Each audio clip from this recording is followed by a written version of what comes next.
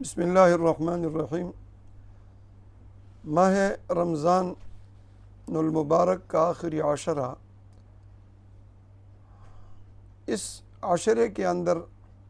آپ صلی اللہ علیہ وسلم کا جو معمول مبارک رہا ہے، امام بخاری رحمۃ اللہ علیہ نے باقاعدہ طور پہ باب باندھ کے ایک حدیث ذکر کی ہے،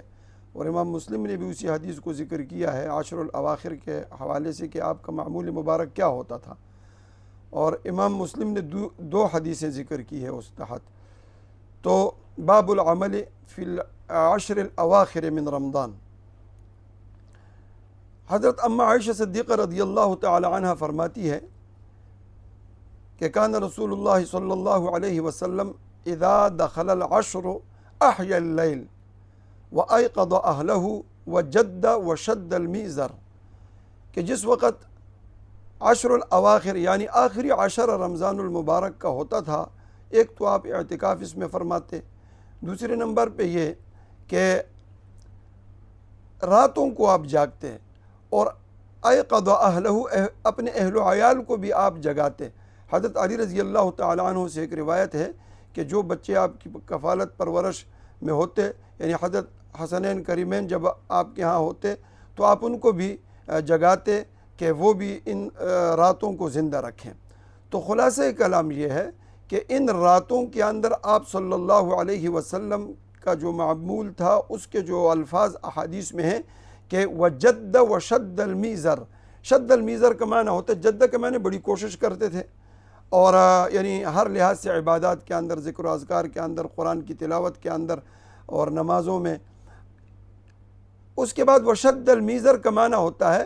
ایزار کس لیتے تھے۔ ایزار بند جو ہے نا، یعنی مقصد کہنے کا یہ کہ تمام چیزوں سے فارغ ہو کر، جس طرح کسی کام کے لیے آدمی کمر بستہ ہوتا ہے تو انسان کہتا ہے کہ یہ کمر بستہ ہو گیا، تو آپ صلی اللہ علیہ وسلم مکمل طور پہ عبادت کے لیے ان 10 راتوں کو مختص فرماتے۔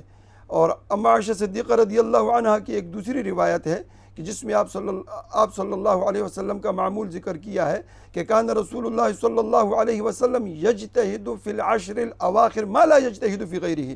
کہ آپ وہ ریاضات اور وہ عبادات اس ماہ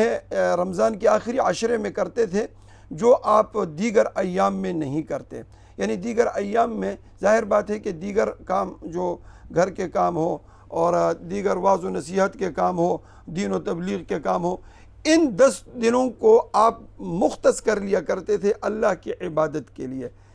تو میرے محترم، عرض کرنے کا مقصد یہ ہے کہ یہ آخری عشرہ ہے، اور اب تو یہ موت تو ہر وقت انسان کے سر پہ منڈلاتی ہے، لیکن یہ جو وبائی مرض پوری دنیا پہ آیا ہے، اللہ کی ذات اس سے پوری دنیا کو چھٹکارا نصیب فرمائے اور خاتمہ بالخیر فرمائے، جتنے بھی ہمارے بیمار مریض ہیں سب کو شفاء کاملہ عاجلہ نصیب فرمائے۔ تو معلوم نہیں کہ آئندہ رمضان ہم کو نصیب ہوگا یا نہیں، تو ان دنوں کی اور ان راتوں کی ہم قدر کریں، اور آپ صلی اللہ علیہ وسلم جس طریقے سے ان راتوں کو احیاء اور زندہ کرتے تھے اور اس میں عبادت کرتے تھے، قرآن کی تلاوت ہو کثرت سے، اور ذکر و اذکار ہو، استغفار کی کثرت ہو، بالخصوص درود شریف کی بڑی کثرت ہو۔ آپ صلی اللہ علیہ وسلم کا بہت بڑا احسان اور ہم پہ کرم ہے کہ اللہ کی ذات نے آپ جیسی شخصیت ہمیں نبوت یعنی نبی عطا فرمائے اور پھر ہمیں ان کا امتی بنایا ہے۔ ہم پہ بہت بڑا احسان اور فضل کیا ہے اللہ کی ذات نے۔ لقد من اللہ علی المؤمنین اذ بعث فیہم رسولا، بہت بڑا احسان اللہ خود فرماتے ہیں، تو ہم درود کی کثرت اس میں کریں۔ یہاں ایک آخری بات میں عرض کر دوں کہ اما عائشہ صدیقہ فرماتی ہے کہ میں نے عرض کیا یا رسول اللہ، اگر اس رات کو میں پالوں تو میں کیا عمل کروں؟ تو آپ صلی اللہ علیہ وسلم نے جو عمل بتایا وہ سنیے۔ آپ نے فرمایا کہ قولی اللہم انکا عفو تحب العفو فاعف عنی، اکثر روایت میں یہ الفاظ ہیں، اور ترمذی کی روایت میں ہے اللہم انکا عفو کریم تحب العفو فاعف عنی، یا اللہ تو بڑا کریم رحیم ہے اور معاف کرنے کو پسند کرتا ہے، مجھے معاف کر دے، مجھے معاف کر دے۔ تو میرے محترم، اس آخری عشرے میں اس دعا کو ہمیں چاہیے کہ ہم خود بھی یاد کریں، اپنے اہل و عیال بچوں کو یاد کروائیں، اور پھر کثرت سے کہ اللہ تو معاف کرنے والا ہے، یا اللہ تو معاف کرنے والا ہے، تیرے در میں کیا تیرے در میں کیا کمی ہے،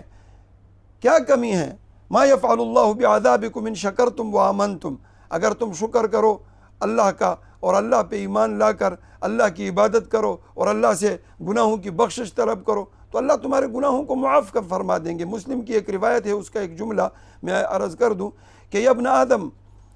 کلکم ابن آدم کلکم تخطئون باللیل والنہار وانا اغفر الذنوب جميعا فاستغفرونی اغفر لکم، کہ اے ابن آدم تو گناہ کرتا ہے، دن رات تیرے گناہ ہیں میرے سامنے، اب تجھے چاہیے کہ تو مجھ سے بخشش طلب کرے، میں تجھے معاف کر دوں۔ اللہ ہم سب کے گناہوں کو معاف فرما دے۔ وصلی اللہ تعالی علی خیر خلقہ سیدنا محمد۔